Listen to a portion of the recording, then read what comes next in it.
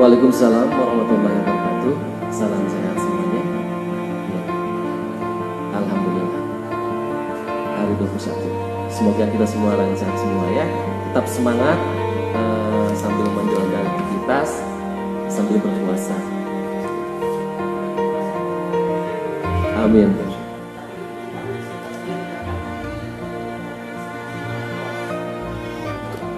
Masyarakat bisa dijelaskan? Ya, situasi pandemi COVID-19 saat ini berhubungan dengan puasa bukan menjadi suatu masalah rintangan buat kita semua. Tetap ini harus dihadapi.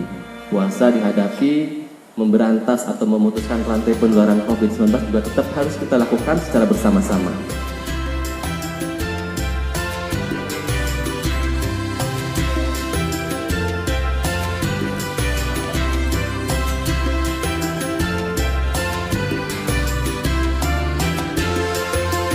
Ya, pertama sebagai saya dokter spesialis paru, yang harus kita pahami untuk COVID-19 ini adalah pertama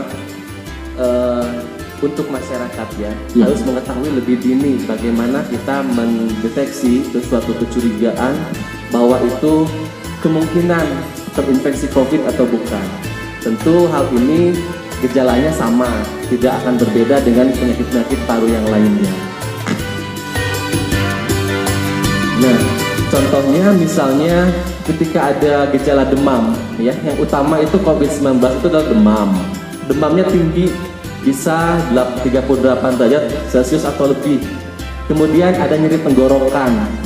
Kemudian ada sakit-sakit otot. Lalu batuk, dan yang akhirnya ketika sudah sampai infeksinya ke saluran napas bawah akan terjadi gangguan napas atau sesak napas. Nah, apabila ada hal-hal tersebut di keluarga kita, di masyarakat, lingkungan sekitar kita, kita harus lebih peduli, lebih aware lagi. Wah, jangan-jangan ini infeksi parunya bukan infeksi paru biasa. Oleh karena itu masyarakat semua yang mengetahui ini segera akan periksa ya ke Paskes. Bisa puskesmas, rumah sakit atau dokter praktek swasta untuk mendeteksi ini COVID atau bukan. Dengan demikian, maka akan cepat segera diketahui dan cepat diatasi, dan rantai penularannya pun akan cepat diatasi juga, begitu. Nah, kalau udah mengetahui seperti itu, maka masyarakat tersebut akan lebih aware lagi, lebih peka lagi terhadap gejala-gejala penyakit yang disebabkan oleh penularan virus corona ini.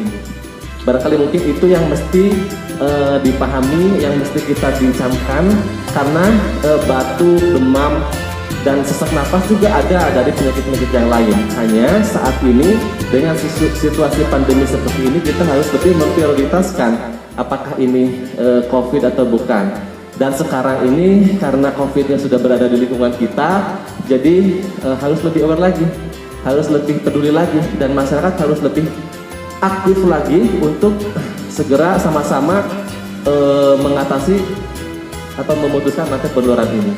Ya, kemudian salah satu ya kita itu memakai masker, apakah itu berkaitan dengan kompetensi di bidang kotor untuk menghindari terjadinya saluran pernafasan, atau hanya percikan dari batuk atau bersin itu saja? Nah, betul sekali bahwa masker ini adalah salah satu alat pelindung diri yang direkomendasikan oleh WHO.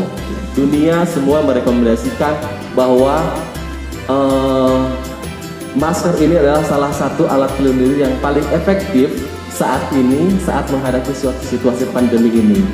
Yang saya lihat sekarang adalah masker hanya sebagai aksesoris. Ya, ketika saya melihat di tempat-tempat umum ataupun di tempat lain, maskernya tidak tidak sesuai dengan pemakaian yang benar, dan ini artinya tidak akan mendapatkan manfaat ya.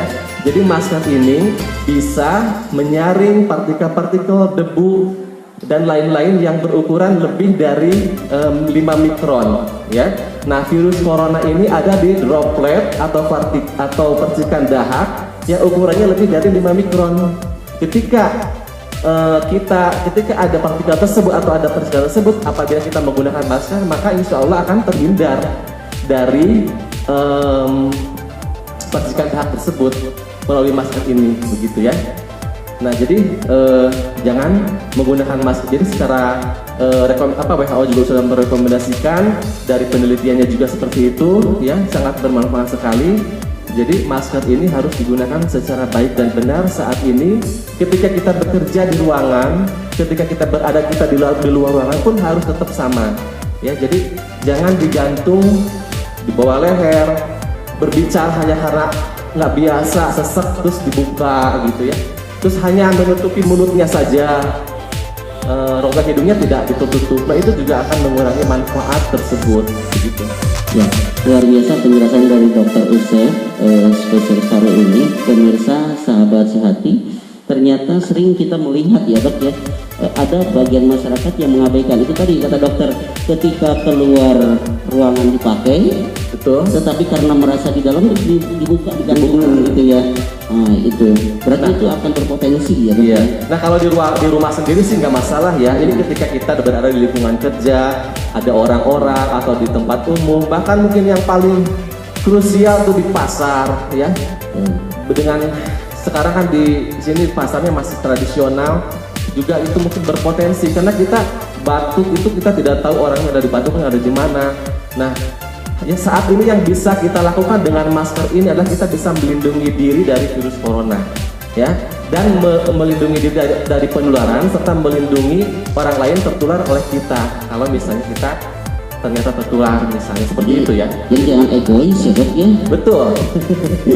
Harus bisa saling. Harus sama-sama karena di sini pemberantasan pemutusan rantai virus corona ini bukan hanya untuk sebagian orang, bukan hanya untuk sekelompok orang, bukan hanya pemerintah saja, bukan dokter saja, masyarakat yang paling penting di sini. Keberhasilan ini tentu harus semua mempunyai peran masing-masing dan semua melindungi diri masing-masing dan tidak menularkan kepada orang lain. Insya Allah pemutusan rantai ini akan cepat teratasi. Begitu. Oh iya dok, berdasarkan pengalaman dokter menangani mereka yang bergejala terganggu ini ya pernapasannya, seperti apa dok? Bisa berbagi dengan pemirsa ini. Misalkan maksud saya, oh ini kategorinya ada orang panik kan ketika napasnya terganggu. Menurut dokter, oh ini pernapasan biasa bisa diobati dengan obat biasa. Kemudian adakah yang lebih parah dari itu? Dan tingkat penyebarannya apakah hanya di kota yang berpotensi terganggu pernapasan ini atau juga di tingkat desa atau di kampung-kampung dok?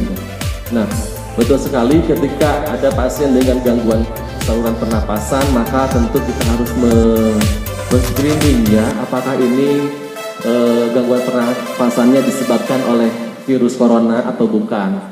Tentu kami tim ahli klinis di rumah sakit, apabila ada pasien keluhan datang dengan keluhan sesak berat, maka setelah kita lakukan pemeriksaan anamnesis, kemudian pemeriksaan fisik, lalu diperiksa ronsen, laboratorium, kemudian akhirnya kita putuskan bahwa ini adalah pasien suspek atau bukan, ya, atau tersangka COVID atau bukan.